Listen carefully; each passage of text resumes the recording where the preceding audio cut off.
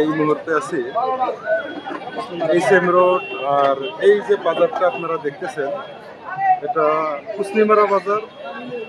আর যেহেতু আজকে শুক্রবার, তো শুক্রবারে সাধারণত কুসনিমারা বাজারে একটু ভিড়টা বেশি হয় না।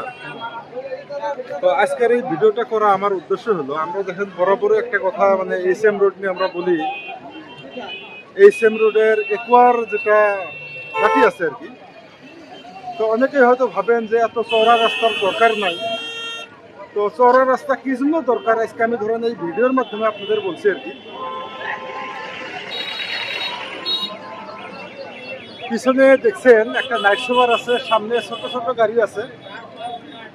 আর মোটামুটি বিকাল 4টার পরে থেকে এই জায়গায় পার হইতে মোটামুটি যে কোনো গাড়িতে প্রায় আধা ঘন্টার মতো লাগে আর কি।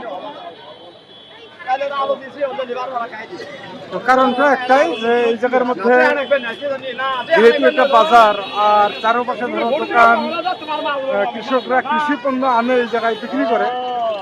আর সেই জন্য ধরো এই সময়টায় মানে এই জায়গায় প্রচন্ড যানজট থাকে। আর গাড়িগুলো মোটামুটি ধরো যে কোনো আমার লাভ নাই, লাভ